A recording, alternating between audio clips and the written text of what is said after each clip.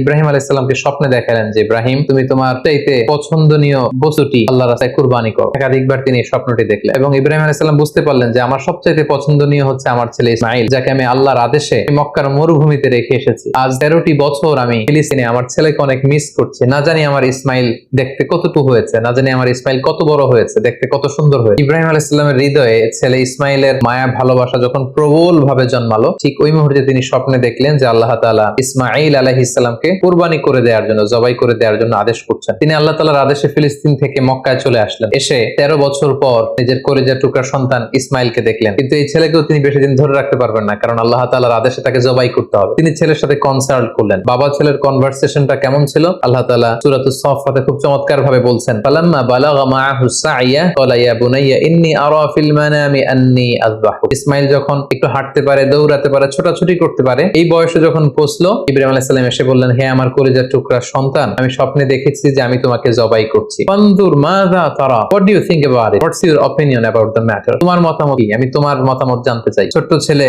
ইসমাইল আলাইহিস সালাম বললেন, ক্বালা ইয়া আবাতি ফাআল মা তু'মার, আমার বাবা আপনি যেমনটি আদিষ্ট হয়েছেন ঠিক তেমনটি করুন। সাতাজিদুনি ইনশাআল্লাহু মিনাস সাবিরিন, ইনশাআল্লাহ অচিরেই আপনি আমাকে ধৈর্যশীল পাবেন। আপনি মনে করবেন না যে আমি ঘাবড়ে গিয়েছি, আমি ভয় পেয়েছি, আমি দৌড়ে ছুটে পালাবো না। আপনি যেমনটি দেখেছেন তেমনটি করুন, কারণ আপনি আল্লাহর নবী এবং আল্লাহ তাআলা আপনাকে আদেশ করেছেন, এটা আপনার উপর আল্লাহর ওয়াহী, আপনি আমাকে ধৈর্যশীল পাবেন। বাবা ছেলে তখন মক্কা থেকে, মক্কার পাশেই মিনা অবস্থিত, মিনা প্রান্তরে রওনা হলেন আল্লাহ তাআলার আদেশে ছেলেকে কুরবানি করবার জন্য। কি মর্মান্তিক, হৃদয় বিদারক সে দৃশ্য। এবং সাইয়েদনা ইসমাইল আলাইহিস সালাম বললেন, বাবা আমার চেহারার দিকে তাকিয়ে আপনি ছুরি চালাতে আপনার বড্ড মায়া লেগে যাবে, কষ্ট লেগে যাবে, আপনি আমাকে উল্টো করে শুইয়ে দিন, অর্থাৎ আমার চেহারাটা থাকবে মাটির দিকে, আপনি পেছন দিক থেকে আমাকে জবাই করুন। আল্লাহ তাআলা বলছেন, ফালাম্মা আসলামা ওয়া তাল্লাহু লিল জাবিন, দুইজনেই যখন সারেন্ডার করলো, মানে তাদের হৃদয়ে তখন আল্লাহর ভালোবাসা, আল্লাহর আনুগত্যের এই ব্যাপারটা ছাড়া আর কোনো কিছুই নেই। সাইয়েদনা ইব্রাহিম ছেলেকে হৃদয় থেকে সরিয়ে সেখানে আল্লাহর আদেশকে, আল্লাহর ভালোবাসাকে স্থান দিয়েছে। ছোট্ট ছেলে ইসমাইলও আল্লাহর ভয়ে রাজি হয়ে গিয়েছে। সাইয়েদনা ইব্রাহিম আলাইহিস সালাম তখন ইসমাইল আলাইহিস সালামের গলার মধ্যে ছুরি চালাবেন, আসলে এতটুকু পর্যন্ত অগ্রসর হওয়াটাই আল্লাহ তাআলা চেয়েছিলেন। আল্লাহ তাআলা চাননি যে পিতা ইব্রাহিমের কাছ থেকে